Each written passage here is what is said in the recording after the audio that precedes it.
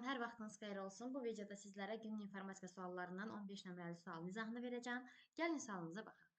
Deməli, A bərabər 16, B bərabər 4 olarsa, çap olunacaq nəticəni istəyir bizdən. Python-a aid bir sual nümunəsidir.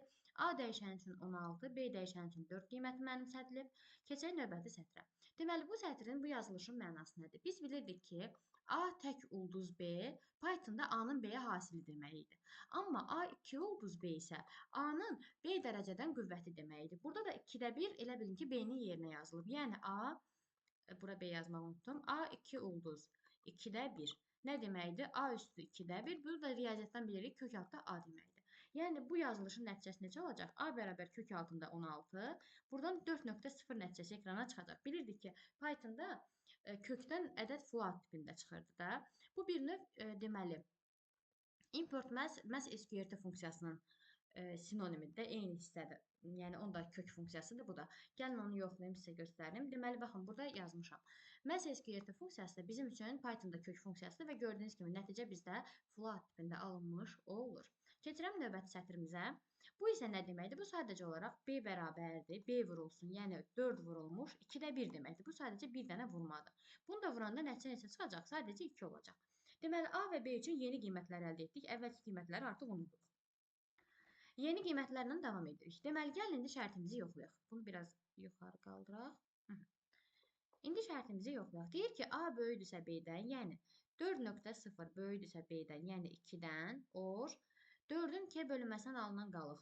Yəni 4.0-ın 2-yə bölünməsindən alınan qalıq 0-dan fərqlidirsə, if-in daxilindəki prosesləri həll etməliyik. Deməli, burada or olduğuna görə bir tərəf ödənsə bizim üçün kifayətdir. Burada 4 2-dən böyükdür, buna deyirik hə. Elə bu bizim belə deyək, şərtimizə hə deməyimiz üçün yetərlidir. Cavab olur burada hə. Hərdirsə, if-in daxilində olan, baxın, bu prosesi həll edəcəyik. Gəlirik növbəti if-ə. Deyir A plus B cəmi ondan böyüdürmü? A plus B 4 2 eləyəcək 6.0. Böyüdürmü ondan? Buna deyirəm yox. Yox deyirəmsə, if-in else qoluna gəlirəm. Baxın bura. Burada A bərabər A plus 2 yazılıb. Yəni A bərabər A plus 2. Deməli, 4.0 plus 2 eləyəcək 6.0 və burada printlə eyni cərgədə bir A plus 3 yazılışı var.